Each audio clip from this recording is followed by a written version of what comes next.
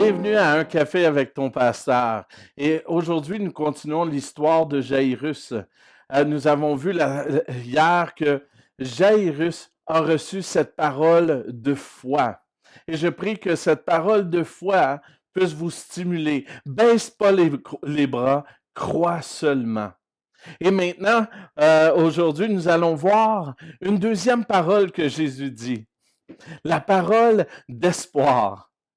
Donc Jésus commence avec une parole de foi, mais maintenant, il y a l'espérance. Et Jairus, dans cette situation de crise, a besoin d'espoir. Il a cru, et là maintenant, il a besoin d'espérance. Lorsque Jésus et Jairus arrivent à la maison, il y a les pleureurs dans la maison qui soulignent que la petite est vraiment morte. La famille ne les aurait pas appelés si la fille de Jairus serait pas morte. Donc c'est pareil comme préparer un service funéraire alors qu'on n'est pas sûr si elle est morte ou pas morte. Mais non, on prépare un service funéraire alors que le décès a été confirmé. Et c'est la même chose pour les pleureurs. Donc, la famille est dans le désespoir et les pleureurs étant là démarquent qu'il n'y a plus d'espoir.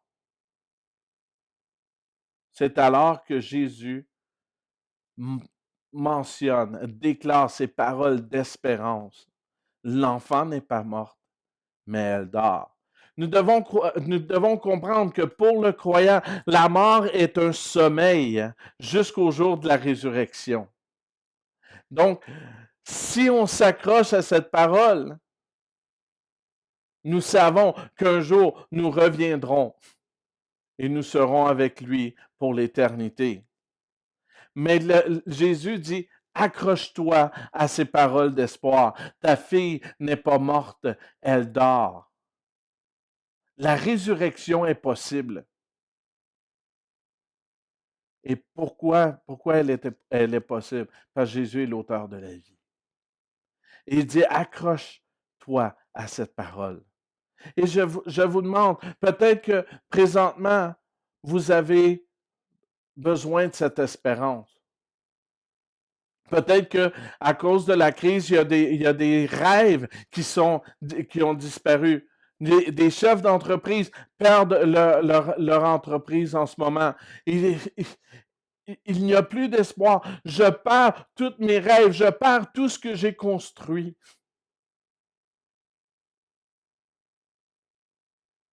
La crise économique fait en sorte que beaucoup de gens perdent énormément.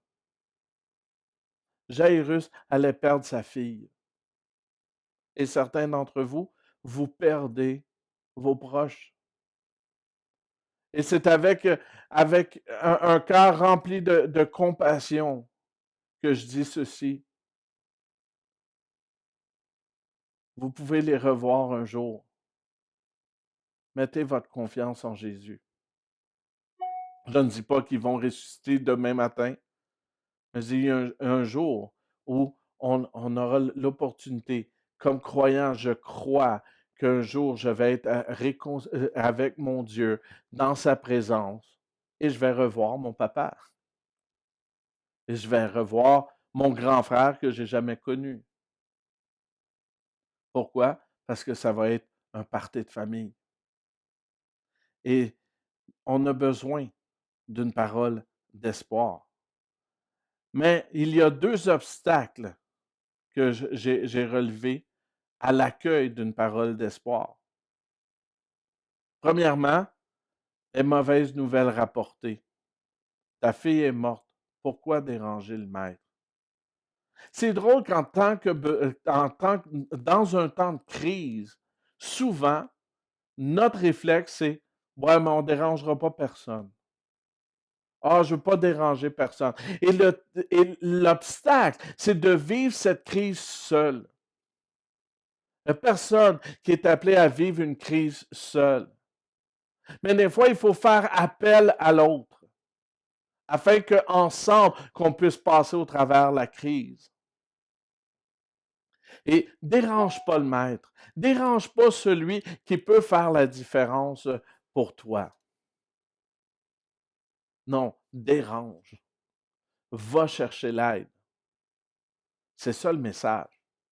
Et Jésus, je crois fortement dans mon cœur qu'il est cette aide pour chacun de nous.